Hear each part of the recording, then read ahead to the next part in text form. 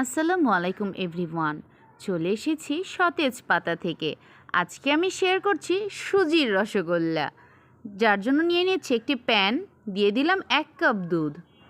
দুধটাকে বেশি জাল করার প্রয়োজন নেই, হালকা জাল করে তাতে দিয়ে দিব হাফ কাপ সুজি। এবার হাফ কাপ সুজিকে ধীরে ধীরে আমি দুধের সাথে মিক্সড করব। কখনোই একবারে সুজিগুলোকে দেওয়া যাবে না, তাহলে দলা পেকে যাবে। এখানে অল্প অল্প সুজি দিব এবং নাড়নির সাহায্যে সাথে সাথে নেড়ে দিব। দেখতেই পাচ্ছেন আমি কিভাবে অল্প অল্প করে দিচ্ছি আর নেড়ে দিচ্ছি। এই পর্যায়ে চুলার জালটা কিন্তু একদম কমিয়ে নিতে হবে। খুব ভালো করে মিক্সড করে নিচ্ছি।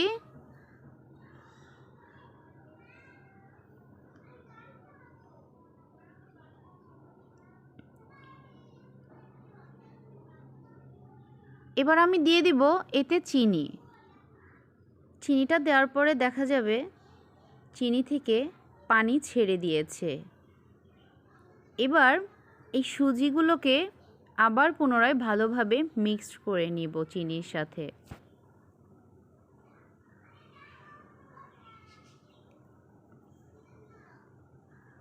যারা এখনও আমার চ্যানেলটি সাবস্ক্রাইব করেননি, please do subscribe my channel.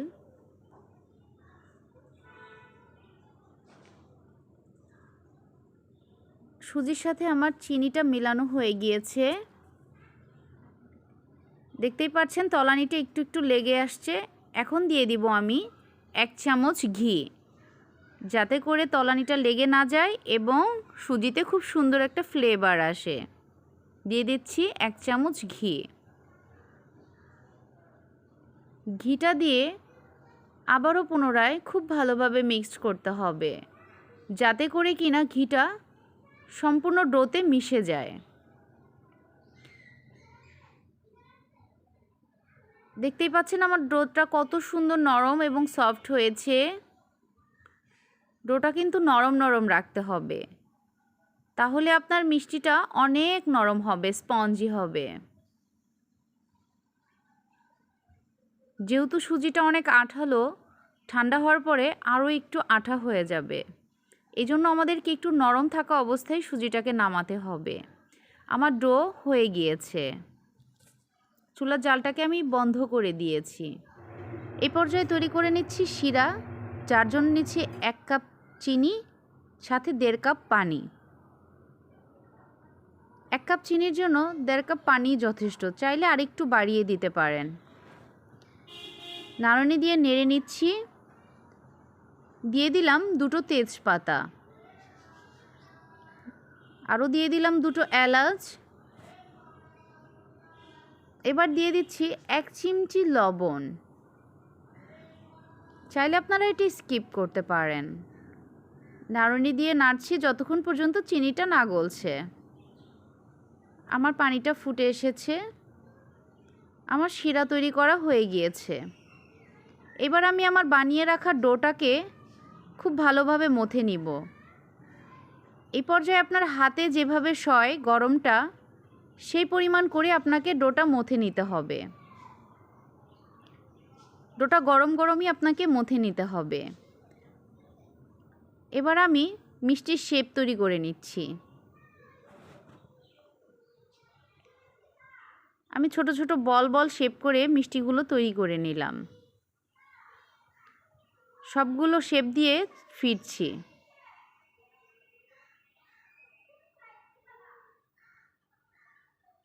এখানে আমার 10টি বল হয়েছে, মানে 10টি মিষ্টি। এবার আমি বানিয়ে রাখা শিরার মধ্যে মিষ্টিগুলো দিয়ে দিলাম, ঢাকনা দিয়ে ঢেকে দিচ্ছি। 2 মিনিট জাল করলাম।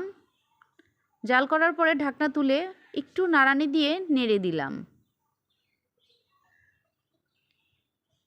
এই পর্যায়ে আপনাকে বারবার দেখতে হবে চিনির পানিটা যেন উতলিয়ে না পড়ে যায়।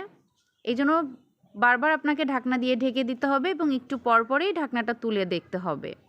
আমি আবার ঢাকনা দিয়ে দিচ্ছি। ঢাকনাটা তুলে আবারও আমি একটু নাড়ানি দিয়ে নেড়ে দিচ্ছি। দেখতে পাচ্ছেন আমার মিষ্টি বলগুলো সুন্দর চিনি শিরার উপরে ভাসছে।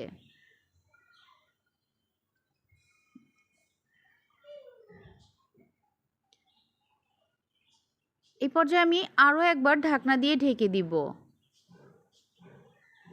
একদম বলগুলো তৈরি হয়ে গিয়েছে। লোভনীয় রসালো রসগোল্লা তৈরি হয়ে গিয়েছে সুজি দিয়ে। কত সুন্দর রসগোল্লা হয়েছে দেখতেই পাচ্ছেন। এবার এটাকে আমি রেখে দিব 1 ঘন্টার রেস্টের জন্য। তাহলে মিষ্টির ভিতরে শিরাটা খুব ভালোভাবে চলে যায়। তৈরি হয়ে গেল অসাধারণ সুজির রসগোল্লা। Thank you.